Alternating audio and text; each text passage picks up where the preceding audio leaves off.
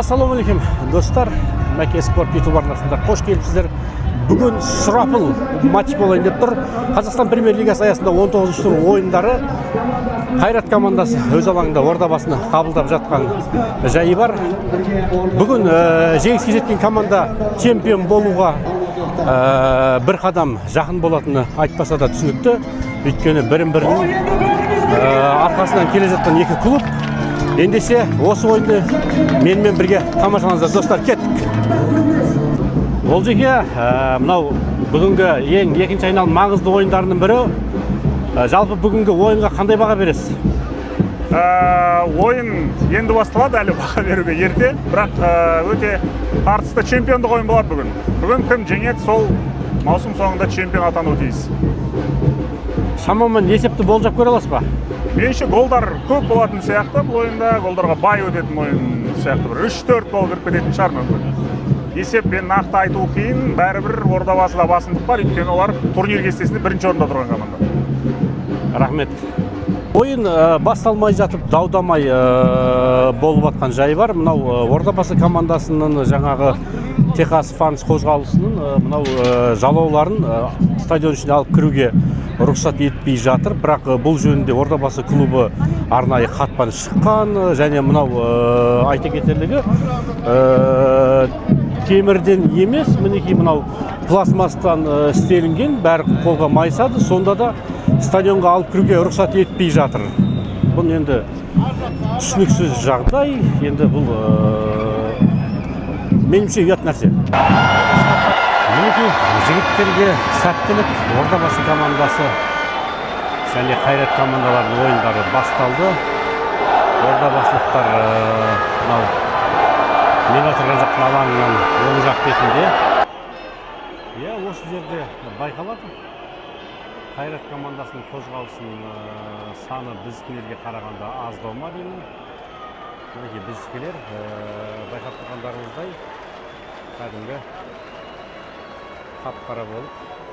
Асырлама көрелігі өте асырылған пас және соққы! Есеп ашылды Бекхан Жайзада!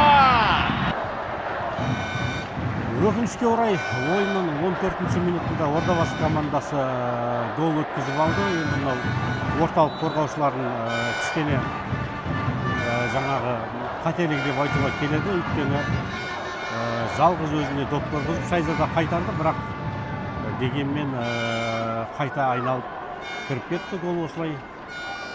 Әлі алда уақыт бар, Ордабасы командасы жағдайды түзейтін уақыт жетерлік. Ордабасы жанкүйерлері аяғынан тік тұрып қолдап жатыр. Ордабасы командасы гол соғған екен. Бір маңызды шабуыл әлі ұйымдастырды деп айтуға келмейді. Әзірге қайраттықтар қарымды шабуылға шықты. Ордабасы командасы кезекті бұрыштама добы. Доптың алдында қорғаушылар допты шығарып үлгерді. Доппан Сұлтанбек қайта асырды. Малый және доп қақпашының қолында. Осылайша кезекті шабуылда мәресіне жетті. Қайрат Ордабасы ойынның бірінші таймы аяқталды. Әзірге есеп 1-0. Қайраттың пайдасында. Ордабасы командасы енді екінші таймда кішкене жиналмаса, бірінші таймда бір қауіпті шабуыл бола қойды деп айту қиын. Командаға кішкене бір өзгеріс енгізу керек сияқты. Жаңағы Қайраттың қорғанысын бұзып өте алмай жатыр әзірге. Екінші таймда басталды. Ордабасы командасы енді шабуылдайтыны анық.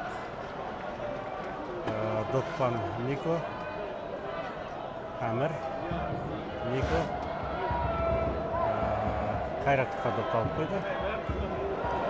Жоқ, Доппан Авагна, Йонсын, Сұлтанбек. Допты аяқ алаңынан шығарып жіберді. Бұл жақта килома болу керек. Құлама доптан айырылып қалды.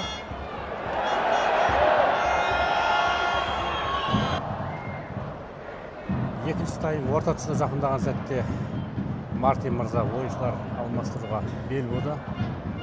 Елхан Астановтан Кейта алаңға шыққалы тұр. Сұлтанбек Әмірге бір нәрселерді түсіндіріп жатыр, қалай шабуылдау керек екендерін өзінсіз пайдаланып. Алаңда бір емес екі бірдей қайрат ойыншысы жатыр. Енді бұл енді футболдың бір құйтырқы әрекет деп айтсақ болады. Ұйымдастыратын мүмкіндікке ие ойыншы Матаның асырған пасы ортаға қарай және соққы! Өкінішке орай Ордабасы командасы екінші гол өткізіп алды ойынның 87 минутында. Осылайша маусымдағы екінші жеңілісіне ұшырайтын сияқты және бір өкініштісі тікелей бәсекелесіне жеңіліп атқан жайы бар. Осылайша Ордабасы командасы енді қайраттан артта қалып қояды, бірақ бізде қосымша бір ойын бар екенін айта кеткен жөн. Маусым алда әлі де чемпиондыққа үмітіміз бар және үмітіміз зор деп айтсақ та болады. 90 минут түгесілді. Ордабасы командасы бір емес екі гол өткізіп алды. Қазының қосып берген 5 минутында Ордабасы енді соңғы шабуылдарын бірін ұйымдастырып жатыр. Енді бұл командада көз тиді ма, сөз тиді ма, мынау қатарынан 4-5 ойын гол соққан Йонсында голсыз кетейін деп тұрған жайы бар. Жоқ, гол соқты. Йонсын Ордабасы командасы гол соқты. Дәл қазір осылайша таразы басын кішкене қысқартты. Мінекей сұрапыл шабуылшымыз Йонсын тағы да аяғымен гол салды. Андрей Михайлұлы, мынау бүгінгі ойынның маңыздылығын бәрімізге белгілі. Мынау енді Ордабасы командасына екі дәл соққы бағытталды, соның екеуі де гол болып кетті. Осы жайлы не ойыңыз қалай? Трудно объяснить, потому что действительно не могу сказать, что легко пропустили, но это не обязательные голы были. Тот второй гол, если начнем, это очень хорошо исполнительское мастерство, хорошо попал по мячу Юкова.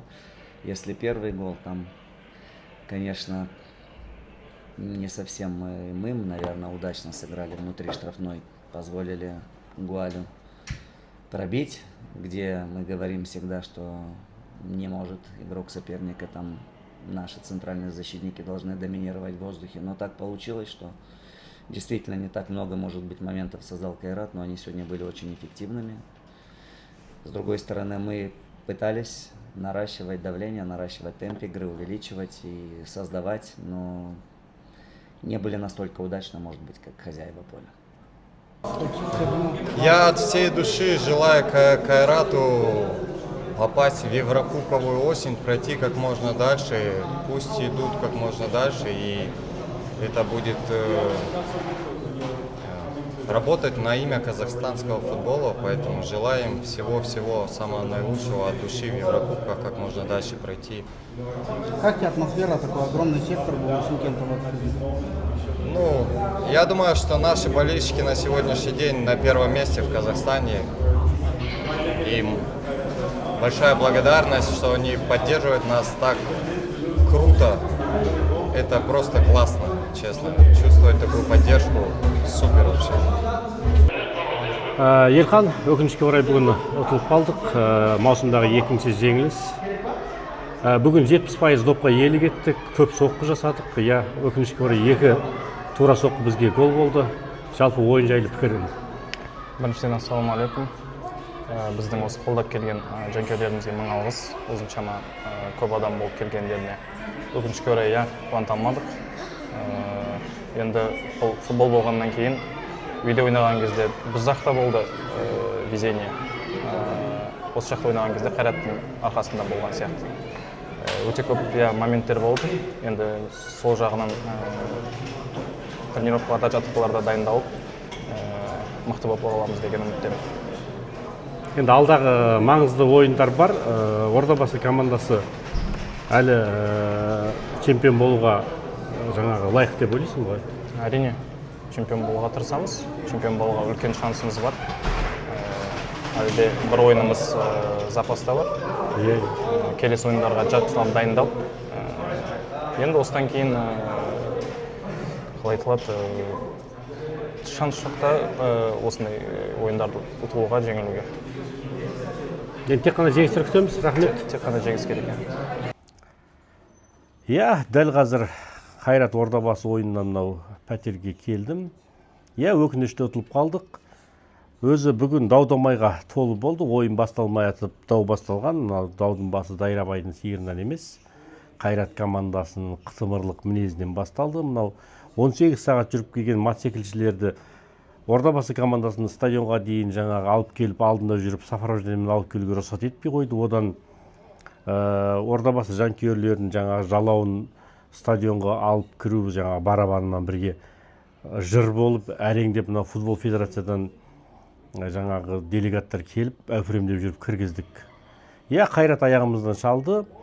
Бірақ әлі 10 турдан астам ойын бар. Жаңағы осы маусымның аяқталуына алдағы ойындарда командадан жеңіс күтеміз. Біз чемпиондықтан шығып қалдық деген емес. Біз Ордабасыға сенеміз.